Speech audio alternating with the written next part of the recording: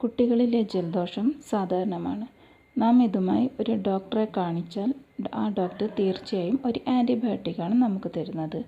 എന്നാൽ പണ്ട് മുതലേ കുട്ടികളിലെ ജലദോഷം മാറ്റാൻ നാം ഒരു പച്ചില മരുന്നാണ് ഉപയോഗിച്ചിരുന്നത്.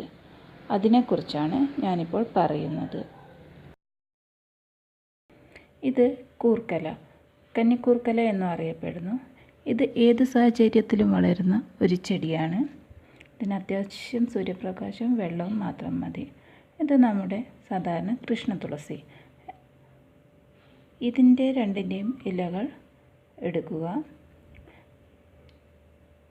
കൂർക്കലയുടെ ഇലകൾ 2-3 മതിയാകും ഒരു പ്രാവശ്യം കൊടുക്കുവാൻ വേണ്ടിയിട്ട്. അതേ അളവിൽ തന്നെ തുളസി ഇലയും എടുക്കുക.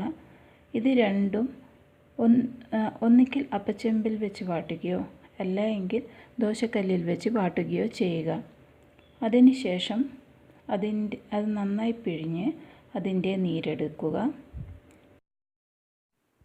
ഒരു നേരം കൊടുക്കുവാനായി സാധാരണയായി 3-4 കൂർക്കലയും അതേ അളവിൽ തന്നെ കൃഷ്ണ തുളസിയുടെ ഇലയും എടുത്താൽ മതി.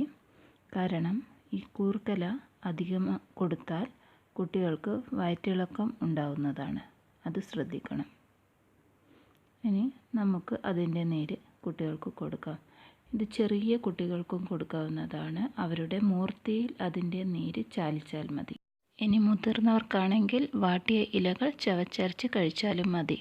ഇത് വളരെ ഉപയോഗപ്രദമായ ഒരു ഒറ്റമൂലിയാണ്. Thank you.